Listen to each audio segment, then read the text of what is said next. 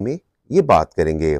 आज की वीडियो को देखने से पहले अगर आपने हमारे चैनल को लाइक और सब्सक्राइब नहीं किया तो सब्सक्राइब कर दें और वीडियो को एंड तक देखा करें। मोहम्मद रफ़ी साहब 60s की फिल्मों के गानों में उन्हीं का नाम हुआ करता था।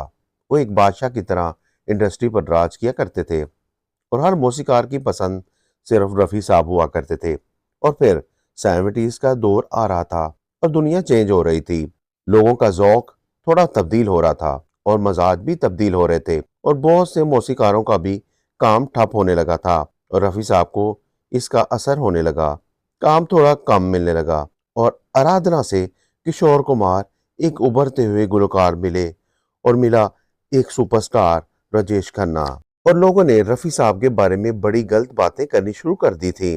दोनों ने कोई भी रिएक्शन न दिया था, न किशोर कुमार साहब ने न रफ़ी साहब ने, और अपना अपना काम करते रहे। और किशोर कुमार ने प्रेस को ये बुलाकर कह दिया कि ऐसा मत करें और ये ड्रामेबाजी बंद करें। ये सब फिर बंद हो गया था किशोर कुमार के कहने पर। और फिर ऐसे ही हुआ। 25 जून 1975 को रातों रात इमरजेंसी लग गई और किसी भी शख्स को न छोड़ा गया और कोविड की पॉलिसी को फॉलो करने का कहा गया, और वो भी फ्री में। और आपको पता है किशोर कुमार कभी कोई काम फ्री में नहीं करते थे।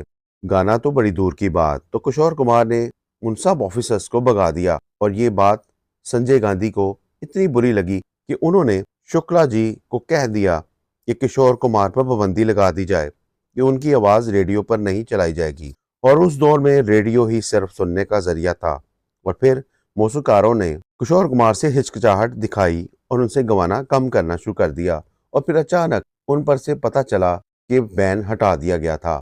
तो किशोर कुमार खुश भी हुए थे और हैरान भी कि ये किस तरह हुआ है। तो उन्हें पता चला कि ये रफ़ी साहब ने बैन खुलवाया है, जो एक दिन के लिए इंदिरा गांधी से मिले और बैन को ख़त्म करवा दिया और कहा कि किशोर कुमार की आवाज़ देश की आवाज़ है। ये रफ़ी साहब ने इंदिरा गांधी जी से कहा। और किशोर दा ने मोहम्मद रफ़ी साहब को ये बात पता चलने पर फ़ोन किया तो रफ़ी साहब ने कहा, ये तो छोटी सी बात है किशोर कुमार, तो जिक्र क्या करना है इस बात का। आप किशोर कुमार काम कीजिए और सोचना बंद कीजिए और इस बात का जिक्र कभी किसी से ना कीजिएगा। और किशोर कुमार साहब ने ये बात रफ़ी साहब के गुजर जाने के बाद किसी शो में की थी कि रफ़ी साहब की आवाज़ ही नहीं हर बात में बड़े थे, वो मेरे बड़े प्यारे दोस्त थे। ये थी आज दोनों की दोस्ती, जिसमें दोनों ने एक दूसरे की रिस्पेक्ट का ख्याल रखा। वरना उस दौर में किसी को किसी की परवाह ना हुआ करती थी और बैन लगा हुआ था, मगर रफ़ी साहब ने किशोर कुमार का साथ दिया